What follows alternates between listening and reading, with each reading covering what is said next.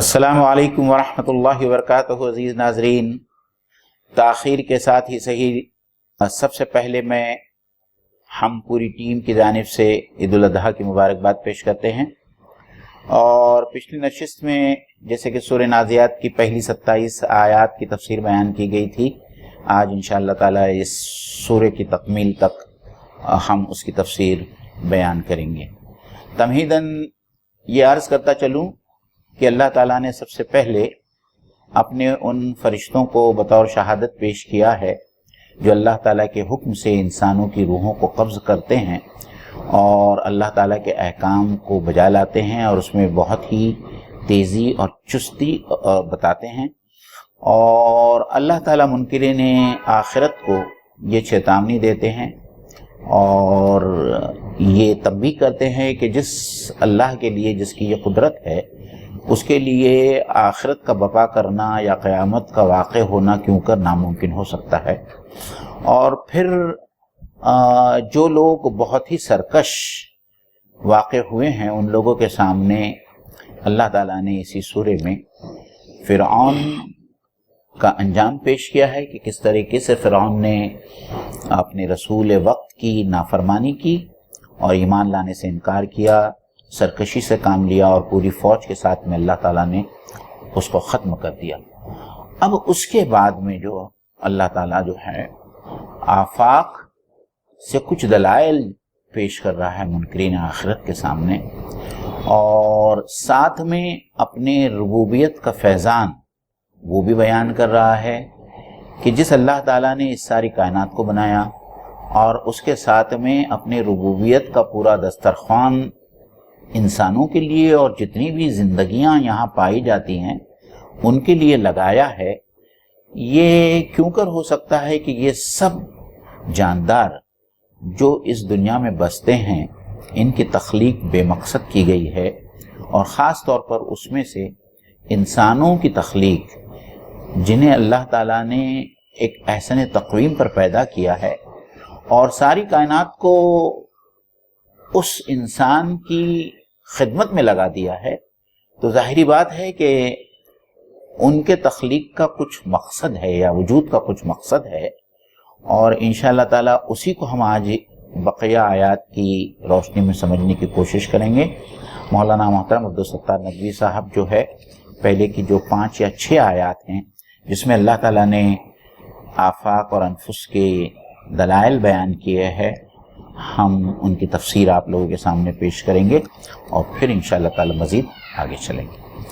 अऊज़ु बिल्लाहि मिनश शैतानिर रजीम, बिस्मिल्लाहिर रहमानिर रहीम। अअंतुम अशद्दु खल्क़न अमिस समाउ बनाहा रफ़अ समकहा फसव्वाहा वअग़तश लैलहा वअख़रज दुहाहा वल अर्द बअद ज़ालिका दहाहा अख़रज मिन्हा माअहा व मरआहा वल जिबाल अरसाहा मताअन लकुम व लिअनआमिकुम। तर्जुमा समाअत फरमाए, क्या तुम लोगों की तख्लीक ज्यादा सख्त काम है या आसमान की? अल्लाह ने उसको बनाया, उसकी छत खूब ऊंची उठाई, फिर उसका तवाज़ुन कायम किया, फिर उसकी रात ढांकी और उसका दिन निकाला। उसके बाद जमीन को उसने बिछाया, उसके अंदर से उसका पानी और चारा निकाला और पहाड़ उसमें गाड़ दिए सामान जिस्त के तौर पर तुम्हारे लिए और तुम्हारे मवेशियों के लिए। अल्लाह ताला जो है तमाम पढ़ने वालों की और जो कुरान मजीद के मुखातिबीन हैं उनकी तवज्जो अब ऐसी चीज़ों की तरफ करा रहे हैं जो दिन रात के मुशाहिदे में आती रहती हैं। और इसमें अल्लाह ताला ने जो एक सवाल उठाया है वो सवाल काबिल गौर है। अल्लाह ताला यहाँ तमाम इंसानों से मुखातिब होकर कहता है कि अंतुम अशद्दु खल्क़न अमिस समाअ बनाहा, कि तख्लीक के एतबार से इंसान की तख्लीक ज़्यादा मुश्किल है या इस तमाम आसमानों की तख्लीक जिसको अल्लाह ताला ने बनाया है। तो इसमें समझने की बात यह है कि ये जो आसमान हमको नज़र आ रहे हैं दरअसल इसकी हकीकत तक आज तक कोई पहुंच नहीं पाया है। मतलब ये है कि ये कितना, ये आसमान جو 7 آسمان قرآن مجید خود جس کا ذکر کرتا ہے، اور یہ اس کی لمبائی، اس کی چوڑائی، اس کی اونچائی، آج تک تو انسان اتنی ساری سائنسی ترقی ہونے کے باوجود بھی جو ہے صرف اب چاند تک پہنچ سکا ہے، اور مریخ پر جانے کے جو ہے وہ ارادے کر رہا ہے، وہ ایکسپلور کر رہا ہے، لیکن ابھی تک مریخ پر وہ پہنچ نہیں سکا ہے۔ اور یہ تمام چاند اور یہ مریخ یہ صرف ہمارے سولر سسٹم یعنی نظام شمسی کے ایک چھوٹے سے حصے ہے، اور نظام شمسی بذات خود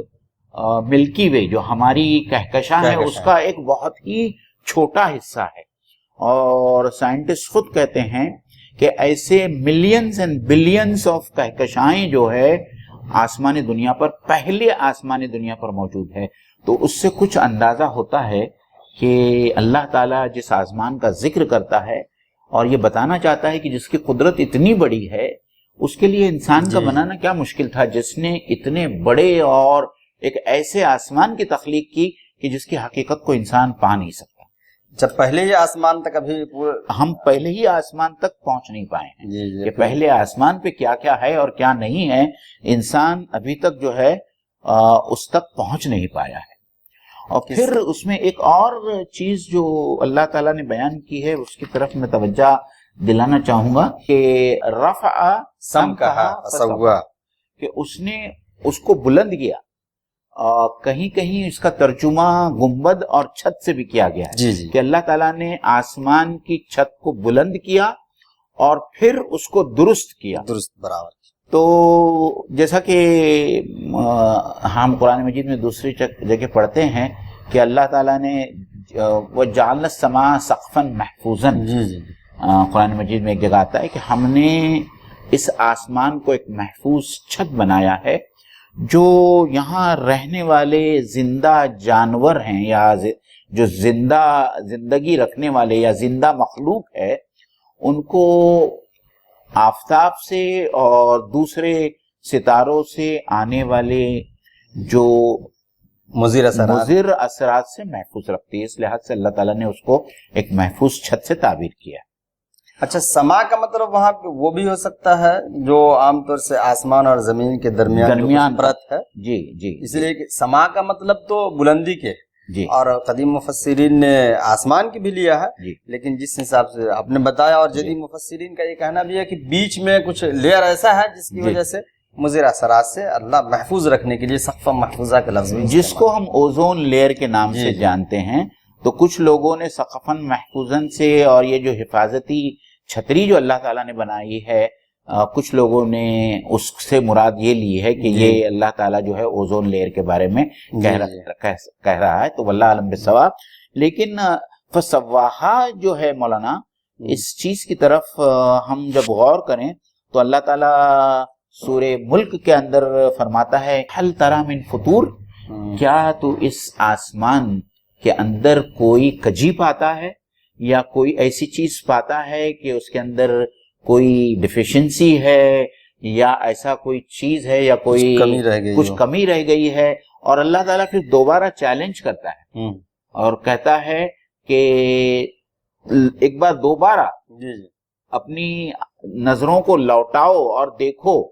تو تم کو معلوم پڑے گا اور تم اس میں کوئی کجی نہیں پاؤ گے، اور تمہاری نظریں جو ہے نگاہ نامراد ہو کر واپس آ جائیں۔ تو سواہا سے مراد میرے خیال سے یہ بھی ہے کہ اللہ تعالیٰ نے جس طریقے سے پورے نظام کو بنایا ہے اور جس طریقے سے وہ رواں دوا ہے، اس کے اندر کوئی کجی، اس کے اندر کوئی ڈیفیشنسی کوئی نہیں۔ تو اللہ تعالیٰ یہاں دراصل میں اپنی قدرت کاملہ کا جو ہے وہ بیان کر رہا ہے کہ جب اللہ تعالیٰ کے پاس میں یہ قدرت ہے اور اتنی قدرت ہے، تو اس قدرت رکھنے والے ہستی کے لیے یہ کیوں کہ ناممکن ہو سکتا ہے کہ وہ ایک ایسا کام کرے، یا قیامت کا وقوع جو ہے اس کے لیے کیوں کر ناممکن ہو سکتا ہے۔ اصل اس آیت میں یہ بتانا چاہ رہے ہیں کہ وہ کیا تمہاری پیدائش یا تمہاری پیدائش سے ہماری پہلی پیدائش مراد نہیں ہے جی، اس لیے کہ منکرین جو تھے، مکے کے منکرین اور کفار، وہ دوسری مرتبہ پیدا کیے جانے اور حساب کتاب کو منکر جی۔ تو یہاں جو خلقن سے مراد ہے کہ دوسری پیدائش کا جو تم انکار کر رہے ہو، آخر اس خدا کے لیے کیسے یہ ناممکن ہے جس نے اتنے بڑے آسمان کو بنایا جی جی اور پھر اس کو برابر بنایا، پھر اغطش لیلہا واخرج ضحاہا، کہ اس کے راتوں کو جو ہے تاریک بنایا، یعنی آسمان کو راتوں سے ڈھانک دیا اور اس کے دن کو نکالا۔ تو مومن بھائی ایک بات اس میں یہ ہے کہ اللہ نے اس آیت میں آسمان کی طرف جو ہے لیل اور ضحا کی نسبت کی ہے۔ جی جی، تو کہنا دراصل میں اللہ تعالیٰ یہی چاہتا ہے کہ جس زمین پر ہم رہتے ہیں اس زمین کے دن اور رات سورج اور زمین کی گردش کے اوپر جو ہے منحصر ہے۔ تو جب زمین کی گردش اس طریقے سے ہو جاتی ہے کہ وہ سورج سے اس کا وہ حصہ دور ہو جاتا ہے تو اتنے حصے میں رات ہو جاتی ہے اور پورا آسمان جو ہے وہ تاریکی سے ڈھک جاتا ہے۔ گویا کہ دن اور رات کا تعین آسمان ہی سے ہم لوگ کرتے ہیں، اس لیے اللہ نے اس کی طرف نسبت کیا ہے۔ جی جی، اور ایک بات جو دوسری ہم یہ سمجھتے چلیں کہ اللہ تعالیٰ نے جو آسمان کی بلندی کا جو کی طرف اشارہ کیا ہے کہ انسان کے جو پیمانے ہیں وہ ختم ہو گئے۔ جی جی، گنتی کے یا ناپنے کے جو پیمانے ہیں وہ ختم ہو گئے، خاص طور پر جب سیاروں اور ستاروں کو ناپنے کا معاملہ آتا ہے تو پھر کلومیٹر اور یہ مائلز اور کلومیٹر جو ہے یہ سب ختم ہو جاتے ہیں اور انسان مجبور ہو گیا ایک نیا پیمانہ بنانے پر جسے ہم نوری سال کہتے ہیں یا لائٹ ایئر کہتے ہیں، کہ یہ ستارہ زمین سے 1000 نوری سال کی دوری پر ہے۔ اس سے مراد یہ ہے کہ اس ستارے تک پہنچنے کے لیے اگر آپ 1,86,000 کلومیٹر پر سیکنڈ کی رفتار سے چلیں تو آپ کو 1000 سال درکار ہوں گے پر سیکنڈ پہ 1,00,000۔ اگر آپ کی یہ اسپیڈ ہو جو روشنی کی اسپیڈ ہے، اسی لیے نوری سال کہا جاتا ہے، کہ اگر آپ اس رفتار آپ ایسا کوئی جہاز بنا لے جو 1,86,000 کلومیٹر پر سیکنڈ، یہ روشنی کی اسپیڈ ہے، جی جی جی، اگر آپ اس اسپیڈ سے ٹریول کریں تو اس ستارے تک پہنچنے کے لیے آپ کو 1000 سال لگیں گے۔ تو ایسے کتنے ہزاروں نوری سال لگیں گے آپ کو ہماری صرف ملکی وے کو جو ہے پہنچنے یا وہاں، تو ہم سوچ سکتے ہیں کہ انسانی پیمانے جو ہے وہ ختم ہو گئے، تو انسانی عقلیں کہاں تک پہنچ سکیں۔ آپ کی اس بات سے مجھے یقین فیض آبادی کا ایک شعر یاد آیا، جی جی، کہ خالق کی معرفت ہی انہیں جب نہیں نصیب، پھر کیوں ہیں لوگ شمس و قمر کی تلاش میں۔ یہ شمس و قمر کی تلاش میں لوگ لگے ہوئے ہیں، کاش کہ اس کے ذریعے یا خدا کی ہدایت سے انہیں خالق کی معرفت بھی مل جائے۔ وَالْأَرْضَ بَعْدَ ذَلِكَ دَحَاهَا، اور زمین کو اس کے بعد بچھایا۔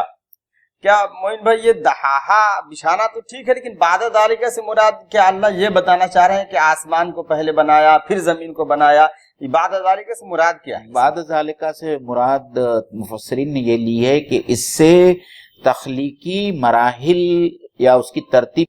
مقصود نہیں ہے۔ اچھا جی، ہاں، کیونکہ قرآن مجید میں کہیں کہیں یہ بھی آیا ہے کہ پہلے زمین بنائی، پہلے ہم نے زمین، مطلب اللہ تعالیٰ نے جب تخلیق کا ذکر کیا ہے تو کہیں زمین کا ذکر کیا ہے اور پھر آسمان کا ذکر کیا ہے۔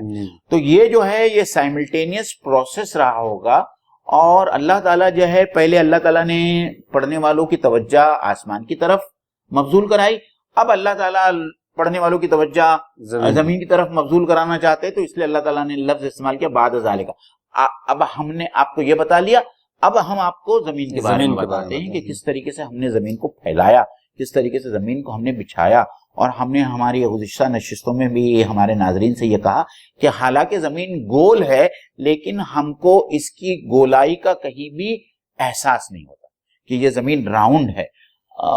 میلوں تک جو ہے سطح مرتفع ہم کو نظر آتا ہے۔ تو اللہ تعالیٰ نے اس کو انسانوں کے بسنے کے قابل اس طریقے سے بنایا ہے کہ گول ہونے کے باوجود اس کی گولائی کا جو ہے، اس کا اسفیریکل ہونے کا جو ہے ہم کو کہیں بھی جو ہے احساس نہیں ہوتا، اور یہ گردش کر رہی ہے لیکن اس کے گردش کا بھی ہم کو احساس نہیں ہوتا۔ یعنی اللہ تعالیٰ نے اس کو اس قابل بنایا کہ انسانوں کی زندگی یہاں ممکن ہو سکے، اور انسانوں کی زندگی ممکن کرنے کے لیے جتنے عناصر کی ضرورت تھی انسانوں کی زندگی کے لیے، وہ تمام چیزیں، وہ تمام عناصر جو ہے اللہ تعالیٰ نے اس دنیا میں پیدا کر۔ بعد ذالک کا ایک جگہ اور قرآن میں آیا، وہ سورہ طور میں یا سورہ نون میں ہے کہ عتل بعد ذالک زنیم، کسی کافر کی جب بدخصلتوں کو اللہ تعالیٰ اس وقت بیان کر رہے ہیں تو وہاں پہ بعد ذالک لایا اللہ تعالیٰ نے، اور پھر یہ بتایا جا رہا کہ بعد ذالک سے مراد یہاں پہ یہ نہیں کہ اس کے اندر یہ ہے اور اس کے بعد یہ ہے، یہ مقصد نہیں، بلکہ اس کے اندر یہ تو ہے ہی اور یہ بھی سائملٹینیسلی جو ہے اس شخص کے اندر یہ تمام صفاتیں موجود۔ جی جی جی۔ تو اب آگے چلتے ہیں، وَأَخْرَجَ مِنْهَا مَاءَهَا وَمَرْعَاهَا، کہ پھر اس زمین سے اللہ نے پانی نکالا اور گھاس پھوس چارہ نکالا۔ یہ ماءَهَا، ماء سے مراد تو پانی ہے، اور پانی گویا کہ ہر شے کی ابتدا پانی ہی سے ہے اور ہر شے میں حیات پانی ہی سے ہے۔ قرآن شریف کی وہ آیت معین بھائی کہ وَجَعَلْنَا مِنَ الْمَاءِ كُلَّ شَيْءٍ حَيٍّ، اور ہمیں لگ رہا ہے کہ سائنٹیفک حساب سے بھی پانی کی کچھ اہمیت ہوگی۔ بالکل، سائنٹسٹ کا کہنا ہے کہ انسان کے جسم کا 85% حصہ پانی سے بنا ہے، یعنی ہمارے جسم کا ٹوٹل 85% 85% جو ہے وہ پانی کے اوپر یہ ہے، اس کا انحصار ہے، یا پانی سے بنا پانی ہے اس کے اندر۔ تو وہ قرآن مجید کی یہی آیت جو آپ نے پڑھی کہ ہر زندہ چیز کو ہم نے پانی سے پیدا کیا ہے یا پانی سے بنایا ہے، اور اسی لیے پانی ناگزیر ہے۔ ہوا کے بعد میں جو ہے پانی نہ ملنے کی شکل میں جو ہے انسان مر جاتا ہے، تو اللہ تعالیٰ سب سے پہلے جو ذکر کرتا ہے ہوا کے بعد کا وہ یہ ہے کہ ہم نے زمین سے ان کو پانی نکالا تاکہ ان کی زندگی یہاں قائم رہے۔ اور مرا کے بارے میں جیسا کہ را سے جو یہ لفظ نکلا ہے جس سے چارہ یا گھاس پھوس ہے، لیکن قرآن مجید میں جیسے کہ سورہ یوسف کے اندر بھی بیان ہوا ہے کہ وہ ہمارے ساتھ میں آئے اور کھائے پیے، تو وہاں کھانے پینے کے بھی معنوں میں جو ہے استعمال کیا جاتا ہے۔ تو مفسرین نے یہ کہا ہے کہ اس سے تمام جانداروں کی جتنی غذا ہے، نباتاتی ہے یا حیواناتی ہے، اس تمام غذا کا احاطہ اللہ تعالیٰ نے صرف ایک لفظ سے کیا ہے کہ انسانوں کی زندگی کے لیے، زیست کے لیے جو چیزیں ضروری ہے، جس میں سب سے زیادہ پانی اور غذا ہے، وہ بھی اللہ تعالیٰ نے اسی زمین سے۔ جی اصل میں را عین یا را کا مطلب ہوتا ہے چرنا چگنا، اسی لیے رائی اس شخص کو کہتے ہیں جو بکریوں کو چراتا ہے۔ تو یہاں مراک اس چیز کو کہیں گے جس کو بکریاں یا جانور کھاتے ہیں، لیکن را کا لفظ انسان کے لیے بھی استعمال ہو سکتا ہے، اور سورہ یوسف میں ہے بھی، وہاں پر ورتا کا لفظ آیا، تو وہ لفظ آیا۔ اس سے مراد معین بھائی یہ بتانا چاہ رہے ہیں کہ مرا اگرچہ عام طور سے جانوروں کے کھانے کی چیزوں کے لیے استعمال ہوتا ہے، لیکن یہ انسانوں کے لیے بھی ہے، گویا کہ تمام جانداروں کی کھانے کی چیز، زندگی گزارنے کی چیز اللہ نے اسی زمین اور پانی سے پیدا فرمایا۔ اب زمین اور پانی کے پیدا فرمانے کے بعد اللہ تعالیٰ نے کہا والجبال ارساہا، اور پہاڑوں کو اس میں گاڑ دیا۔ یہ دیکھیے معین بھائی کیا ترتیب اور کیا سلسلہ ہے کہ آسمان کو اونچا کیا اور رات کو ڈھک دیا اور زمین کو اس میں سے نکالا، گویا تاریکی آتی ہے تو گویا ڈھک جاتی ہے کوئی چیز، اور سفیدی نکلتی ہے، ظاہر ہوتی ہے۔ اس کا زمین کے لیے بچھانا کا لفظ، دہا کا لفظ آیا، پھر اس کے بعد پانی کے لیے اخرجہ کا لفظ آیا، وہ نکلنا۔ اب آگے جو ہم بتانا چاہتے ہیں کہ ارساہا، جبال کے ساتھ اللہ نے خلقہ کا لفظ نہیں کیا، اخرجہ کا لفظ نہیں لایا، بلکہ ارساہا گاڑ دیا۔ اس میں بھی کوئی حکمت ہے کہ اللہ نے کہا کہ زمین کو شاید بیلنس رکھنے کے لیے، زمین کی اوپری سطح کو بیلنس کرنے کے لیے جو ہے اللہ تعالیٰ نے جا بجا جو ہے یہ پہاڑوں کو گاڑا ہے میخوں کی طور پر۔ اور قرآن مجید میں سورہ نبا میں ہم نے اس کو پڑھا اور اس کو ایکسپلین بھی کیا کہ جو آرکیالوجسٹ ہوتے ہیں اور جو زمین کی سائنس کو پڑھتے ہیں، وہ کہتے ہیں کہ ان پہاڑوں کی جڑیں ہوتی ہیں، مطلب پہاڑ جتنا اوپر ہوتا ہے اس سے زیادہ پہاڑ کی جڑ زمین کے نیچے ہوتی ہے، اور اسی وجہ سے اللہ تعالیٰ نے اس کو میخ کے طور پر استعمال کیا ہے کہ میخوں کی طرح اللہ تعالیٰ نے پہاڑوں کو گاڑ دیا ہے، اور اس کی وجہ سے زمین کی سطح کا توازن قائم رہتا ہے، اور اس کی جو اسٹیبلٹی جو ہے وہ اسی پہاڑوں کی وجہ سے قائم رہتا ہے۔ ورنہ انسان کو اس زمین کی سطح پر رہنا اور اس زمین کے سطح کا اپنی جگہ پر قائم رہنا ممکن نہیں تھا اگر یہ پہاڑ نہیں ہوتے۔ متاع لکم ولانعامکم، یعنی یہ ہمارے لیے بھی اور ہمارے مویشیوں کے لیے بھی زندگی گزارنے کے سامان زست اس میں پائے جاتے ہیں. اس میں کچھ کوئی خاص بات نہیں، اس میں کوئی خاص بات یہ نہیں ہے، لیکن صرف یہاں ہم یہ کہنا چاہتے ہیں کہ اللہ تعالیٰ نے ان تمام چیزوں کی طرف اس لیے اشارہ کیا ہے کہ اللہ تعالیٰ نے، جیسا کہ ہم وہ سورہ آل عمران کی جو ایک مشہور دعا ہے اور اس کے اندر ہم کہتے ہیں ربنا ما خلقت ھذا باطلا، جی جی جی، اے میرے رب، اے ہمارے رب، تو نے یہ سب کچھ جو ہے بیکار اور عبث نہیں بنایا. جی تو بس یہ سب چیزیں جو اللہ تعالیٰ جس کا بیان کر رہا ہے، ذکر کر رہا ہے، یہ انسانوں کو سوچنے پر مجبور کر دیتا ہے کہ اللہ تعالیٰ نے اپنے ربوبیت کا یہ جو فیضان کا دسترخوان بچھایا ہے انسانوں کے لیے، کیا اس کے پیچھے انسان کے وجود کا کوئی مقصد ہے یا کوئی مقصد نہیں؟ جی کہ انسان جانوروں کی طرح کھائے پیے جیے بچے پیدا کر دے اور مر جائے، ایسا ہرگز ممکن نہیں. الذین یذکرون اللہ قیاما وقعودا وعلی جنوبہم ویتفکرون فی خلق السماوات والارض، وہ کیا کہہ اٹھتے ہیں؟ ربنا ما خلقت ھذا باطلا. جو لوگ اٹھتے بیٹھتے اپنے پہلوؤں کے بل اللہ کے بارے میں سوچتے ہیں اور اس تخلیق کے بارے میں سوچتے ہیں، وہ بے اختیار یہ کہہ اٹھتے ہیں کہ اے اللہ تعالیٰ یہ سب تو نے عبث پیدا نہیں کیا. تو یہاں وہیں اللہ تعالیٰ منکرین آخرت کے سامنے واپس جو ہے اپنے ربوبیت کے دلائل پیش کر رہے ہیں کہ یہ ہم تم کو جو کھلا رہے ہیں پلا رہے ہیں، تمہارے لیے اتنے سارے آسائشیں مہیا کیے ہیں، جانور بنائے ہیں تمہارے لیے، سورج کو تمہارے لیے بنایا ہے، یہ اس لیے نہیں بنایا ہے کہ تم بس عیش اور آرام کی زندگی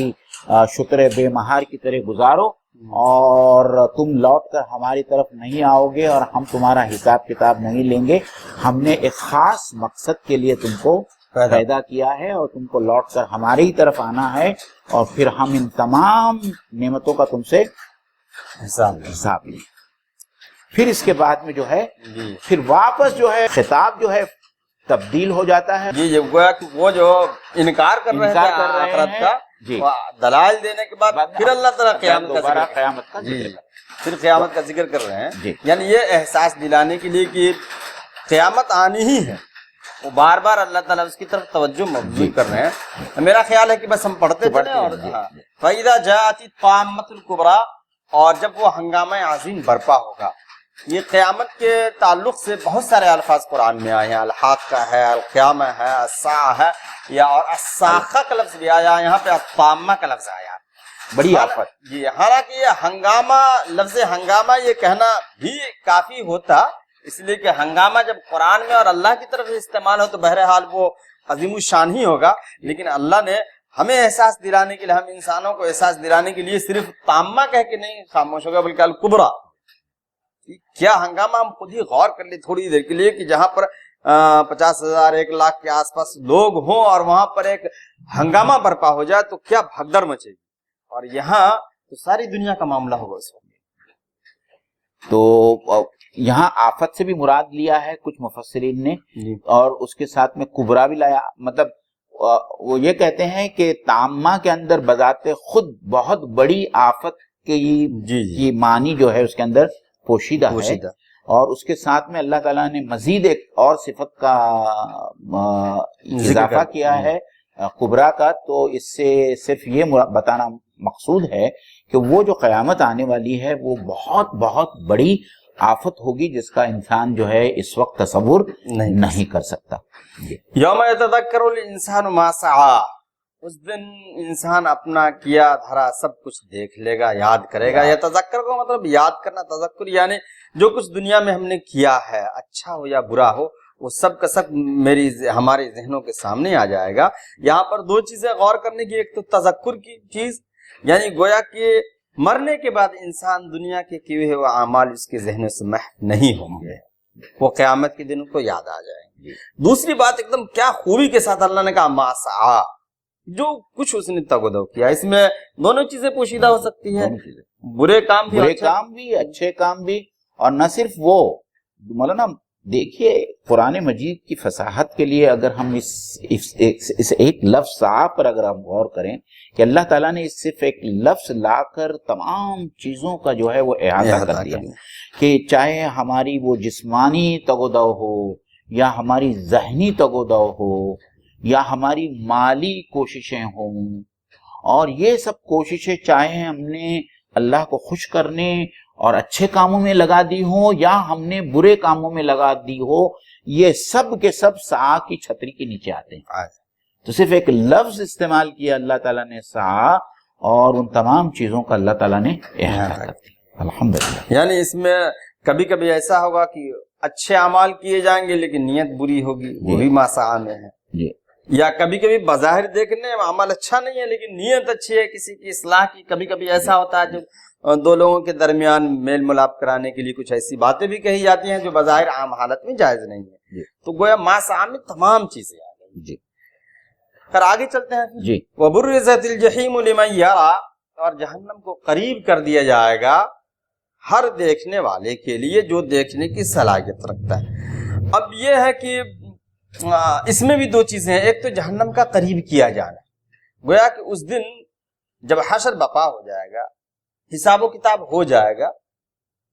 جن کو جہنم میں جانا ہوگا ان کا بھی فیصلہ ہو چکا ہوگا، جن کو جنت میں جانا ہوگا ان کا بھی فیصلہ ہو چکا ہوگا۔ اس وقت جہنم ان لوگوں کے قریب کیا جائے گا جن کو جہنم میں جانا ہے۔ یہاں پہ اگرچہ لمن یرا کا لفظ آیا ہے کہ جو دیکھنے والے ہوں گے، لیکن دیکھنے والی سے مراد یہاں پر تقریباً وہی لوگ ہیں جو جہنم میں جانے کے مستحق قرار دیے گئے ہیں، کیونکہ دوسری جگہ قرآن مجید میں میرے خیال سے وہ سورہ انبیاء ہی ہے جس میں یہ کہا گیا ہے کہ لا یسمعونہا حسیسا، کہ جنت میں جانے والے اللہ کے خوشبخت لوگ جو ہوگے وہ تو اس کی معمولی سی آواز بھی نہیں سنیں گے جہنم کی، یعنی ان کو جہنم سے اتنا دور رکھا جائے گا۔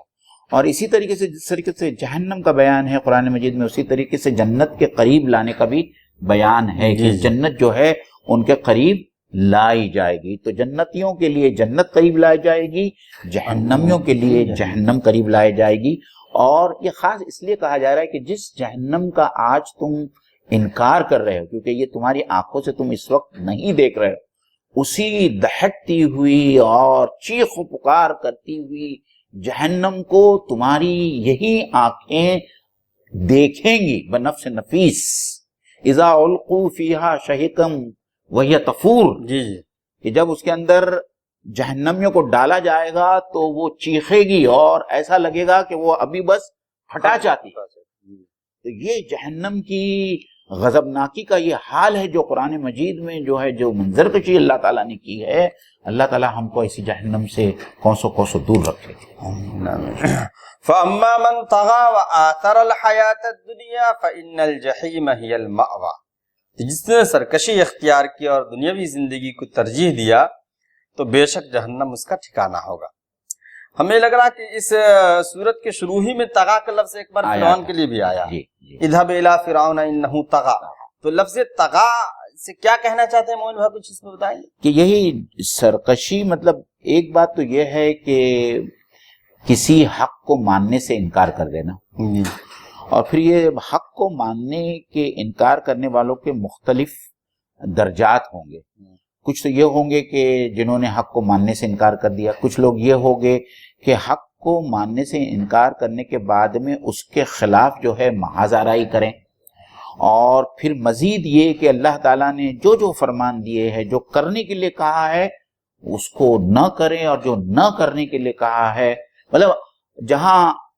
ہم لوگ امر اور نہیں کہتے ہیں، نہ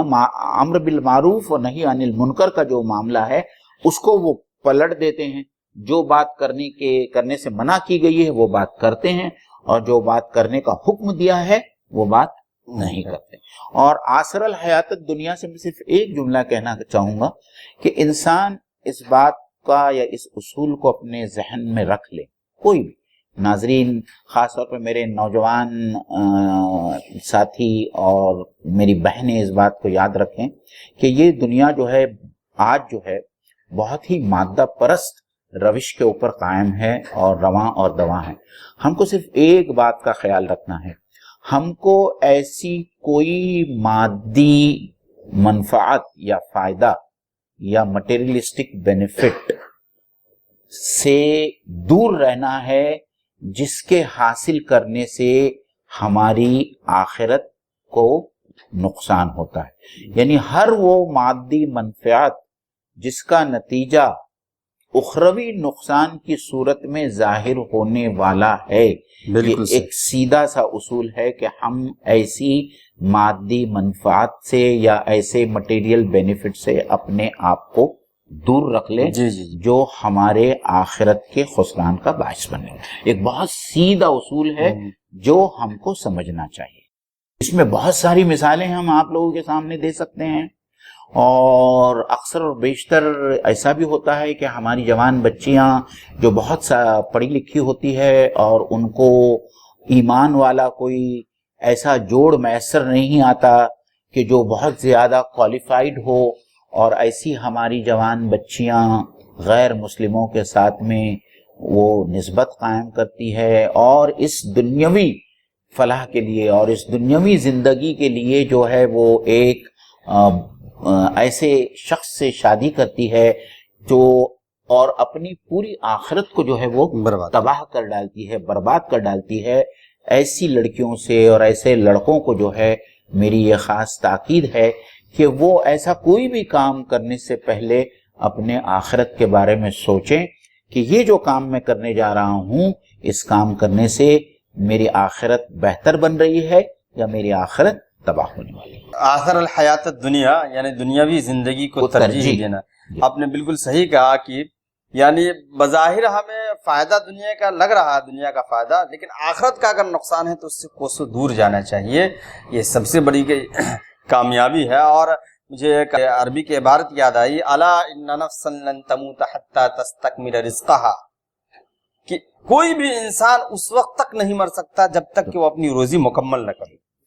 تو اگر ہم اچھی روزی کے لیے یا اچھے کھانے کے لیے، اچھی طرح زندگی گزارنے کے لیے اگر ہم اصل ٹریک سے دوسرے ٹریک پہ چلے جا رہے ہیں تو ہم کو ملنا اتنا ہی ہے جتنا مقدر میں ہے، اس میں ذرہ برابر اضافہ نہیں ہوگا. اس راستے پر رہتے تب بھی ملتا. اللہ تعالی ہمیں ایمان پر چلنے کی اور اسلام پر چلنے کی توفیق عنایت فرمائے اور دنیا کے شرور و فتن سے محفوظ فرمائے. ابھی جو حالات ہیں وہ بہت ہی دیگرگوں حالات ہیں جو نیوز وغیرہ میں سننے کو آتا ہے. دنیا اس قدر مادیت کی طرف جا رہی ہے، بظاہر اکثر و بیشتر دیکھیے کہ دلوں میں یہ چیز ہے کہ پیسہ ہی ہر چیز ہے، اور بہرحال اس کے لیے انسان اتنی تگودو کر رہا ہے اور ایسے کچھ کر جاتا ہے جس سے آخرت برباد ہو جاتی ہے. اسی سورے کے آخر میں ہم کو پتا چلے گا کہ یہ دنیا کی زندگی کتنی چھوٹی ہے آخرت کے مقابلے میں. تو اس چھوٹی سی زندگی کو بہتر بنانے کے لیے اپنی آخرت کو تباہ کرنا، اس سے بڑا کوئی بیوقوفی کا فعل نہیں ہو سکتا. یعنی یہ زندگی بہت مختصر ہے اور اس کو بنانے کے لیے پوری زندگی برباد کر دیتے ہیں، اور زندگی کا کچھ بھروسہ نہیں. کسی نے کیا خوب کہا ہے کہ رات دن مستقل کوششیں زندگی کیسے بہتر بنے. رات دن مستقل کوششیں زندگی کیسے بہتر بنے، اتنے دکھ زندگی کے لیے اور اسی کا بھروسہ نہیں. اتنے دکھ زندگی کے لیے اور اسی کا بھروسہ نہیں. خیر اب آگے چلتے ہیں. وَأَمَّا مَنْ خَافَ مَقَامَ رَبِّهِ وَنَهَى النَّفْسَ عَنِ الْهَوَىٰ فَإِنَّ الْجَنَّةَ هِيَ الْمَأْوَىٰ. تو جو اپنے رب کے سامنے کھڑے ہونے سے ڈرا اور اپنے نفس کو برائیوں سے پاک رکھا، یعنی نفس کی پیروی نہیں کیا، تو جنت اس کا ٹھکانہ ہے. تو اس کے برعکس مطلب جو پہلی جماعت کا جو قرآن مجید میں ذکر کیا اللہ تعالیٰ نے، اس کے برخلاف جو دوسری جماعت ہے اس کا یہاں ذکر ہو رہا ہے. جو جنت میں جانے والے ہوں گے یہ وہ لوگ ہوں گے جو اللہ کے سامنے جواب دہی کے لیے کھڑے ہونے سے ڈریں گے کہ ایک روز ایسا آنے والا ہے. یعنی آپ دیکھیں، ایک تو منکرین قیامت ہے جو اس بات پر یقین نہیں رکھتے کہ قیامت ہونے والی ہے اور اللہ تعالیٰ کے سامنے کھڑے ہو کر حساب اور کتاب کے لیے کھڑا ہونا ہے. اور یہ دوسری جماعت ہے جو اس بات سے ڈرتی ہے کہ قیامت آنے والی ہے اور قیامت کے بعد میں وہ دوبارہ زندہ کیے جائیں گے اور اللہ کے حضور میں جو ہے ان کو سوال اور جواب ہوگا اور ان کی جواب دہی ہوگی. تو جواب دہی کا احساس جو ہے انسان کو برائیوں سے روکتا ہے. اور وَنَهَى النَّفْسَ عَنِ الْهَوَىٰ، اس پہ ایک حدیث جو ہے الکیس من دان نفس وعمل لما بعد الموت والعاجز من اتبع نفسه هواها وتمنى على الله الامان، کہ عقل مند وہ ہے جو اپنی زندگی کا محاسبہ کرتا ہے اور مرنے کے بعد والی زندگی کے لیے کچھ کرتا ہے، اور احمق وہ شخص ہے جو اپنی نفس کی پیروی کرتا ہے اور اللہ پر امیدیں لگاتا ہے کہ اللہ ہمارے ساتھ ایسا ایسا کرے. تو یہاں لفظ جو آیا وَنَهَى النَّفْسَ عَنِ الْهَوَىٰ،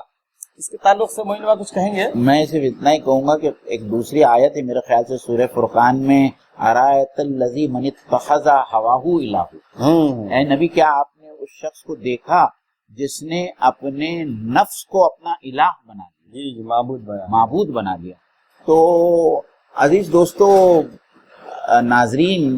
یہاں ہر شخص کو اپنے دل کو ٹٹولنا ہوگا. یہاں صرف ان لوگوں کی بات نہیں ہو رہی ہے کہ جو بتوں کی پرستش کرتے ہیں.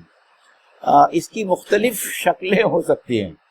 کسی نے اپنے دل میں مال و زر کو اپنا خدا بنا لیا ہوگا اور معبود بنا لیا ہوگا، کسی نے شہرت کو، کسی نے اقتدار کو، کسی نے زر پرستی کو، کسی نے شہوتوں کو جو ہے اپنا خدا بنا لیا ہوگا. تو اللہ تعالیٰ ایسے شخص کے بارے میں اپنے نبی سے مخاطب ہو کر کہتے ہیں کہ اے نبی آپ نے اس شخص کو دیکھا جس نے اپنے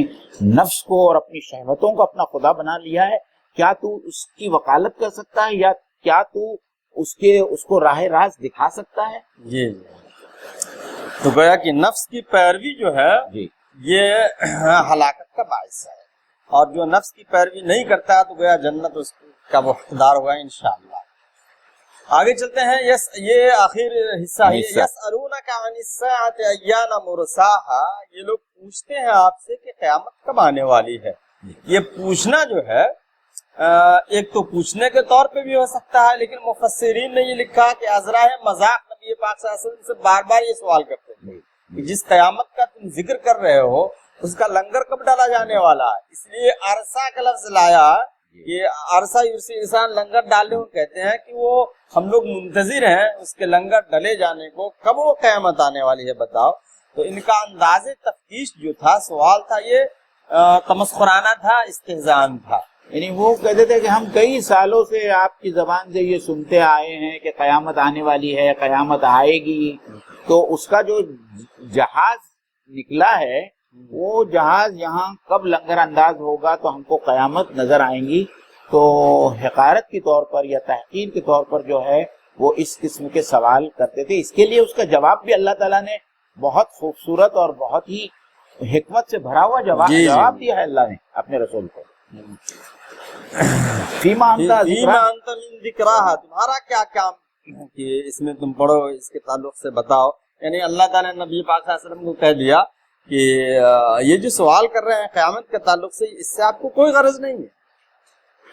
اور وہ لوگ یہ چاہ رہے تھے کہ جس قیامت کا ذکر یہ کر رہے ہیں ہم اسی وقت ایمان لائیں گے اس قیامت پر جب ہماری نظروں کے سامنے ہو.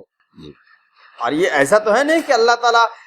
ہمارے یا کسی اور کے پابند ہیں کہ جب وہ چاہیں تب اللہ کر دے. دوسری بات یہ ہے کہ انسان بہت جلد باز ہے، وہ فوری طور پہ کچھ ہونے کو چاہتا ہے، اور اللہ تعالیٰ کے یہاں پلاننگ 100 200 سال 1000 سال کی تو ہوتی نہیں ہے. اللہ نے تو خود کہہ دیا کہ تم جن دنوں کو اور رات کو گنتے ہو، ہمارے یہاں تو اس کی گنتی ہزاروں میں، یعنی یہاں کا 1000 سال جو وہاں کے ایک دن کے برابر. وہاں اللہ کی پلاننگ تو لاکھوں سال 1000 سال کی ہوتی ہے. تو کیا چند بیوقوفوں کے کہنے پہ کہ اللہ ابھی قیامت قائم کر دے، اللہ اپنے پلان میں تھوڑی تبدیلی کریں گے. خیر، الی ربک منتہاہا، تیرے رب ہی کی طرف اس کا علم اور اس علم کی انتہا تیرے رب ہی کی طرف ہے. یعنی قیامت کا آنا، واقع ہونا اور تمام علوم جو ہے اس کا اول اور آخر جو ہے وہ اللہ تعالیٰ کی ذات ہے. تو یہی اللہ کے رسول سے کہا جا رہا ہے کہ اس قیامت کا واقع ہونا یہ صرف اللہ تعالیٰ کو معلوم ہے، اور اللہ تعالیٰ اپنے علم سے جتنی چیزوں کی ضرورت ہوتی ہے ان چیزوں کا علم اپنے رسولوں کو وقتاً فوقتاً. میں یہ چاہتا ہوں کہ وہ جو حدیث جبرائیل اس کا تھوڑا سا خلاصہ یہاں مفہوم میں بتا دیں آپ اسے کہ حضرت جبرائیل جب آ کے بیٹھتے ہیں اور بہت سارے سوال کرتے ہیں تو اس میں سے ایک سوال یہ ہوتا ہے کہ قیامت کب آئے گی؟ تو اللہ کے رسول صلی اللہ علیہ وسلم اس کا یہ جواب دیتے ہیں کہ سوال کرنے والا اور جواب دینے والا جی دونوں کہنے کا مطلب لا علم ہے، لا علم ہے، یعنی سوال کرنے والا جتنا اس کے تعلق سے جانتا ہے اس سے زیادہ جواب دینے والا نہیں جانتا ہے، جی۔ یا اس کا الٹا مفہوم بھی لے سکتے ہیں۔ جی۔ مطلب یہ ہے کہ دونوں اس تعلق سے لا علم ہے، اس کا علم اللہ ہی کو ہے، اور گویا کہ اللہ تعالیٰ کی طرف سے بھیجا گیا تھا جبرائیل علیہ السلام کو یہ تعلیم دینے کے۔ تو اس حدیث سے بھی یہ ظاہر ہے کہ قیامت کا علم صرف اللہ ہی کو ہے۔ انما انت منذر من یخشاہ، کیا بلاغت ہے اس میں کہ نبی آپ تو صرف ڈرانے کے لیے گئے ہیں، ڈرانے والے ہیں، ایسا نہیں کہا گیا کہ ہر ایک من یخشاہ، جس کے دل میں خوف خدا وہی ڈر پائیں گے۔ اس سے یہ ظاہر ہے کہ اگر نبی کے کہنے پر یا ہمارے دعوت دینے پہ اگر کسی کے اندر خشیت پیدا نہیں ہو رہی ہے تو بہرحال ہم اس کے گنہگار یا ہماری وہ غلطی مکلف نہیں ہیں۔ جی جی، گویا کہ اللہ نے خود کہہ دیا کہ آپ تو ان کو ڈرانے والے ہیں جو قیامت کے تعلق سے ڈرتے ہیں۔ کانہم یوم یرونہا لم یلبثوا الا عشیۃ او ضحاہا، جس روز یہ لوگ اسے دیکھ لیں گے تو انہیں یوں محسوس ہوگا کہ یہ دنیا میں یہ حالت موت میں بس ایک دن کے پچھلے پہر یا اگلے پہر تک ٹھہرے ہیں۔ یعنی اب قیامت کے تعلق سے اللہ تعالیٰ ہلکی سی جھلکی بتا دینا چاہتے ہیں کہ قیامت جب برپا ہو جائے گی اور حساب و کتاب کے لیے جب لوگ لائن میں کھڑے ہوں گے، یعنی دوبارہ جی اٹھنے کے بعد انہیں یہ احساس ہوگا کہ دنیا کی زندگی تو ایک عشیہ تھی۔ عشیہ کا مطلب یہ آتا کہ دوپہر کے بعد سے لے کر کے شام کا وقت، اور ضحیٰ کا مطلب یہ صبح سے لے کر کے دوپہر کا وقت، ایک پہر یعنی پورا دن بھی نہیں، کسی آیت میں پورے دن کا لفظ بھی آیا ہے کہ کتنے دن تم رہے، لبثت یوما او بعد یوم، کہ ہم کو ایسا لگتا ہے کہ ہم ایک دن یا 2 دن رہے۔ جی جی جی، تو یہاں لوگ سوال کریں گے کہ ہم کتنے دن رہے، تو وہ کہیں گے لبثت یوما بعد یوم، کہ ہم 1 دن یا 2 دن رہے۔ یہاں تو اس سے گھٹا کر جو ہے اس کو پہر میں تبدیل کر دیا گیا ہے۔ یعنی انسانوں کو جب وہ دوبارہ جی اٹھیں گے اور اللہ کے سامنے جب وہ پیش ہوں گے تو ان کو اپنی دنیا کی زندگی اتنی مختصر نظر آئے گی، اتنی چھوٹی نظر آئے گی، گویا کہ وہ اس دنیا کی زندگی میں 1 پہر یا 2 پہر رہے ہوں گے۔ تو اب یہ بتا کر اللہ تعالی ہم سب لوگوں کو چوکنا کرنا چاہتا ہے کہ میرے عزیز بندو، یہ دنیا کی زندگی جو اتنی مختصر ہے، کیا یہ اس قابل ہے کہ اس مختصر سی زندگی کو بہتر بنانے کے لیے تم طغیان اور سرکشی کا راستہ اختیار کرو، یا اس دنیا کی زندگی کو بہتر بنانے کے لیے تم وہ تمام کام کرو جس کا اللہ اور اللہ کے رسول نے تم کو جس سے منع فرمایا ہے؟ تم حلال اور حرام کے تمام تمیز کو ختم کر دو، جائز اور ناجائز کے تمام امتیازات کو تم مٹا دو، اور تم سرکشی کیے چلے جاؤ صرف اس دنیا کی زندگی کی خاطر جو اتنی محدود ہے، جیسے کہ 1 پہر یا 2 پہر۔ یعنی عزیزان گرامی، جو لوگ جانتے ہیں کہ فائنائٹ کا انفائنائٹ کے ساتھ میں تقابل نہیں کیا جا سکتا، جو چیز فائنائٹ ہے، محدود ہے، وہ محدود ہے، جو لامحدود ہے وہ لامحدود ہے۔ تو محدود کا لامحدود کے ساتھ میں جو ہے کوئی تقابل یا کوئی کمپیرزن نہیں کیا جا سکتا۔ تو ہم کو یہ سمجھنا چاہیے کہ دنیا میں جو کچھ ہے وہ محدود ہے، دنیا کی زندگی محدود ہے، دنیا کے عیش و عشرت محدود ہے، دنیا کی لذتیں محدود ہے، اور جو لذتیں ہم کو وہاں ملنے والی ہے اور جو زندگی ہم کو وہاں ملنے والی ہے وہ تمام کے تمام لامحدود ہے۔ تو کوئی بے وقوف ہی ہوگا جو ایک لامحدود عیش و عشرت سے بھری زندگی کے بدلے میں جو ہے ایک محدود زندگی کو لینا پسند کرے گا، یا اپنی اس زندگی کو جو ہے نقصان میں ڈالے گا۔ جی، تو میرے خیال سے اس کے ساتھ میں جو ہے ہم سورہ نازعات الحمدللہ ہم نے اللہ کے فضل و کرم سے آج ختم کی۔ اس کے بعد میں اگلی جمعرات کو آپ سے دوبارہ محفل تذکیر میں ملاقات ہوگی، رات 9:30 بجے ٹھیک۔ آپ لوگوں سے ایک بار دوبارہ درخواست ہے کہ زیادہ سے زیادہ لوگ جو ہے اس چینل کو سبسکرائب کریں اور ہمارے اس پروگرام کو پروموٹ کریں۔ اللہ تعالیٰ سے ہم دعا کرتے ہیں کہ اللہ تعالیٰ ہم کو بھی یہ توفیق دے کہ ہم اس کے کلام کو زیادہ سے زیادہ بہتر انداز میں، مؤثر انداز میں ہم لوگوں کے سامنے پیش کریں، تاکہ لوگ بھی اللہ کے پیغام کو سمجھیں اور اپنی زندگی میں اس پیغام کو برتنے کی جو ہے وہ کوشش کریں۔ وآخر دعوانا الحمدللہ رب العالمین۔ السلام علیکم ورحمۃ اللہ وبرکاتہ۔